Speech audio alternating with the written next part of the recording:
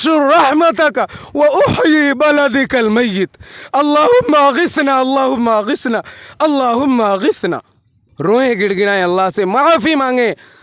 انشاءاللہ اللہ تبارک تعالی ہمارے اوپر بارش نازل کرے گا.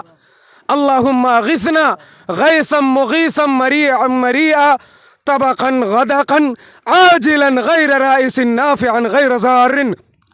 اللہم اسقی عبادک و بہائمک. ہمیں مایوس ہونے کی ضرورت نہیں ہے. ابھی اللہ تبارک تعالی ہماری دعا کو ضرور قبول فرمائے گا، اور ہمیں امید ہے کہ ہماری دعا جو ہم نے آج کی ہے وہ دعا بھی رائے گا نہیں، قبول ہوئی ہے دعا. اور اللہ تبارک و تعالی اپنی مرضی کے مطابق جب چاہے بارش کر دے،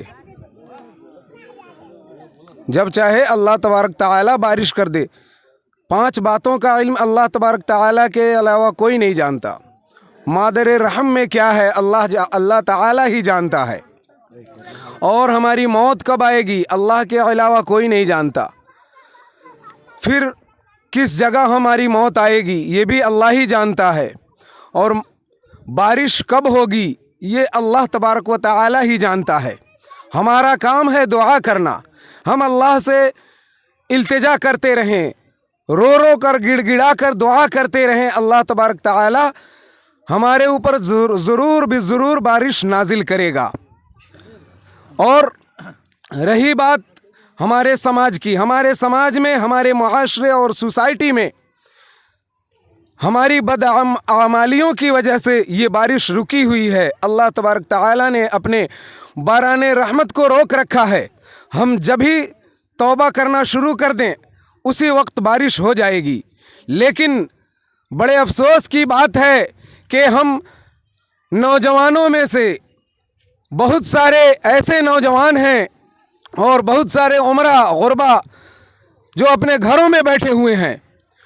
کچھ چند لوگ ہی عیدگاہ میں حاضر ہوئے تھے. آج بہت ہی کم تعداد تھی، لگ بھگ گاؤں کے آدھی تعداد بھی نہیں آئی تھی.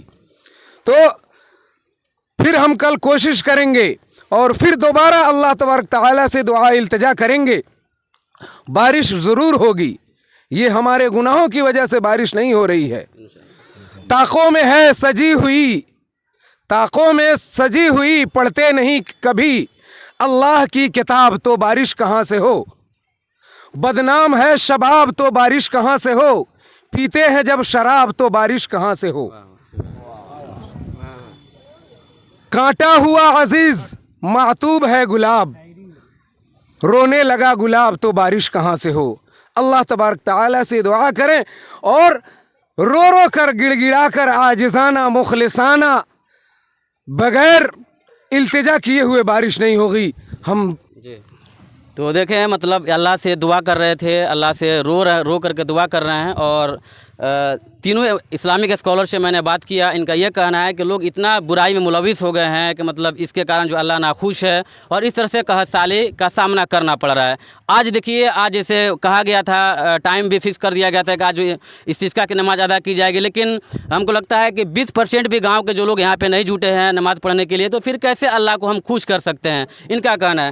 ایک چیز اور آپ سے پوچھنا چاہیں گے مولانا صاحب، جیسے آپ نے کہا کہ ہمیں مادر میں کیا ہے یہ اللہ جانتا ہے، لیکن آج ہے سائنس کا زمانہ.